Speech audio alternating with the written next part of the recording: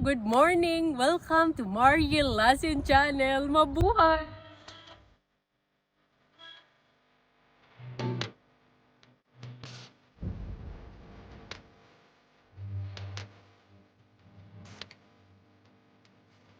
Ipapakita ko po sa inyo ang aming portable toilet kung paano po namin i-dump dito sa Caravan Park.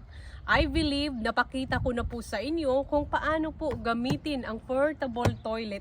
So ngayon po, ang ipapakita ko po sa inyo kung paano po siya i-dump. Buksan po natin. Makikita nyo po, come closer. Makikita nyo po, meron na po dyan tubig. So ibig sabihin, puno na po siya. So ayan, kahit ilang beses ko po buksan, yan po ang sign pag puno na po ang inyong portable toilet. Bago po natin ito i-dump, tanggalin po muna natin itong sa itaas.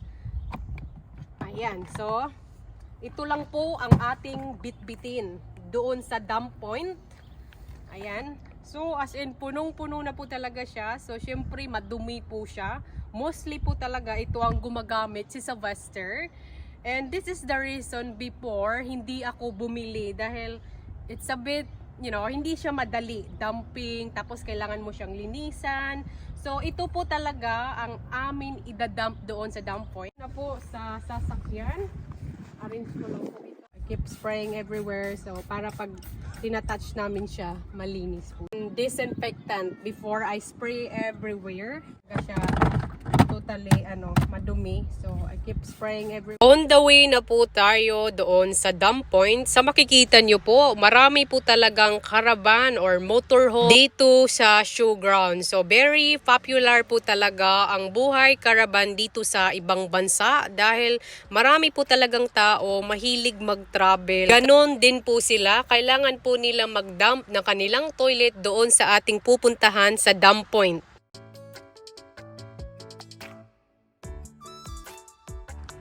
Nandito na po tayo sa dump point. So, pag may makita po kayong sign, ay ibig sabihin yan po ang dump point.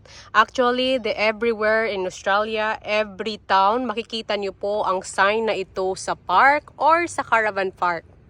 So, ito po yung dump point. Makikita nyo po yung bangin dyan. Dyan po mismo ipapasok yung tangki ng portable toilet.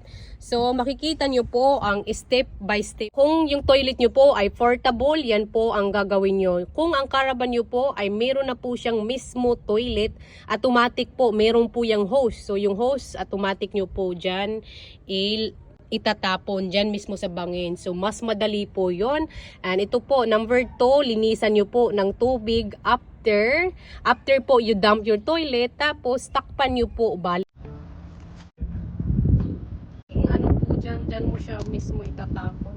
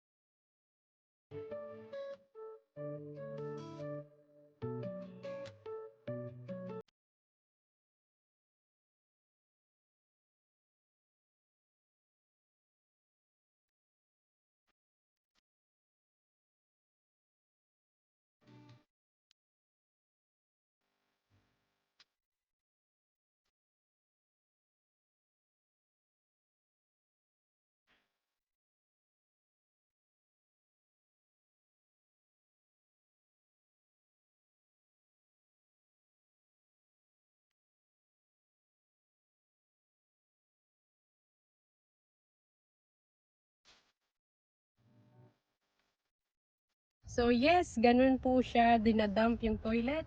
Lagyan mo lang siya ng mga sabon and spray, disinfectant, Sylvester, maingay.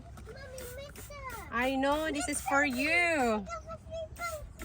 Yes! Magagamit mo this one tonight again.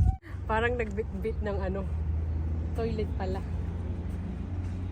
Lagay po muna natin to. Bumili pala ako kanina ng 12-volt camping shower. It run by batteries, not electricity. So, malaking battery po siya. Yung ginagamit namin sa aming caravan, pang solar po na battery.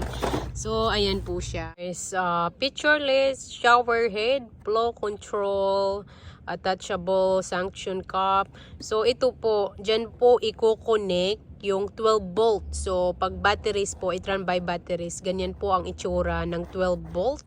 Water pump po ito siya. So, ibig sabihin, kailangan po namin gumamit ng balde para mag-water pump mismo ang end ng shower at lalabas po kusa yung tubig dito. So, bumili din po ako ng shower tent. So, partner po ito yung shower natin sa tent para meron po tayong privacy. So, hindi ko pa po siya na-sit up, pero ganyan po ang itsura niya pag na-sit up na po siya. So, isi-sit up ko po siya sa labas ng aming caravan. Punta po tayo sa aming caravan. Nakabukas ang aming door. Dito ko po ito isi-sit up. This is our first time bumili ng shower tent at shower. Diyan po isi-sit up dito mismo dahil yung batteries namin sa aming solar, nasa bubong po yung solar. Medyo magulo po ang aming storage. Ayan po yung solar po namin. And ito po yung malaking batteries. Actually, malaki talaga yan hanggang dulo dyan. And dyan po namin i-connect yung aming shower. $11. For 220, is it? Wow, that looks very fresh. And they have some cherry. How much for the cherry? $14. And that one is you got.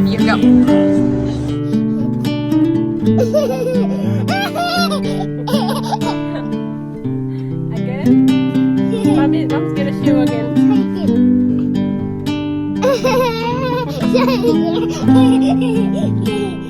There we go.